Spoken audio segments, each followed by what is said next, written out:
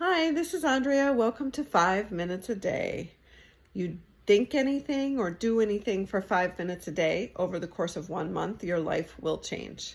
That is your 30-day challenge. Today I'm talking about moral distress. Why? Because it tends to pretend to tell us that we should or shouldn't be doing something. That narrative of this is morally distressing. What that means is I'm feeling sad. When we're feeling sad, we tend to feel hopeless and like we can't help, or that we're harming someone. And sadness is okay. I'm not asking you to rush out of it. I'm asking you to notice it, name it, breathe with it, give it a color, give it a name. If you're not feeling sad, then you might be feeling angry.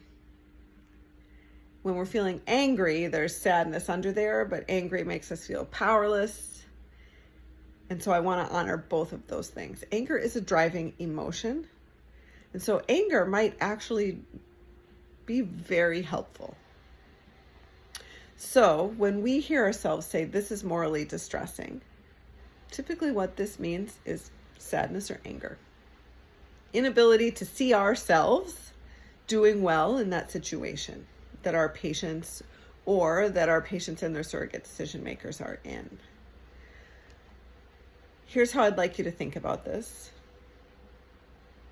Healthcare is a system that offers a service that patients and surrogate decision makers use. They have a product that they use it to continue their life so they avoid dying, to help them not have debilitations, and to just try to fix their medical disease and get them back to a life that they want. It can be hard for us to see that life because it's not ours. So typically when we're morally distressed, we feel like we're doing someone a disservice or a harm. I'd ask for you and invite you to ask your patients, what decisions are you making? Ask ourselves, what are we offering as a system?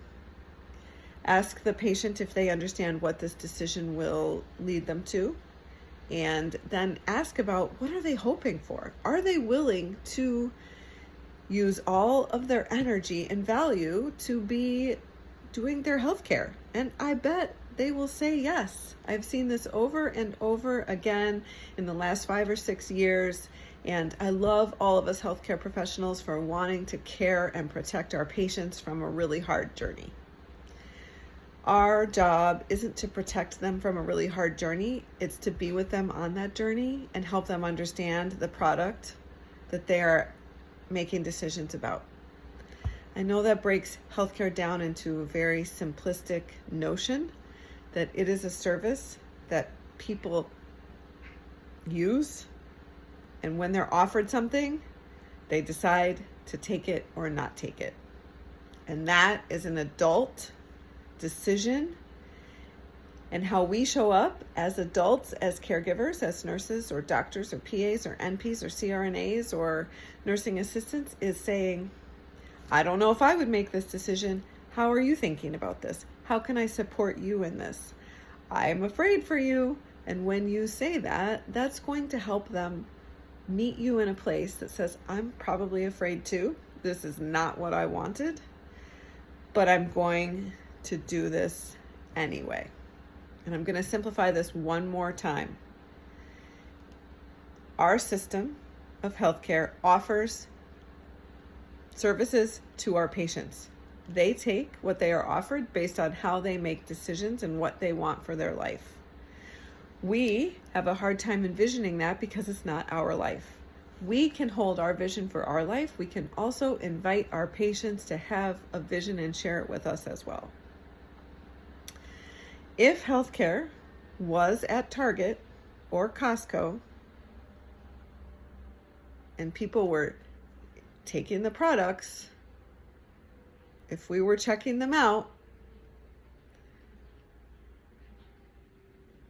this is how we would talk to them about them. I want you to be as morally distressed, as sad, or as angry as you want to be, with acceptance.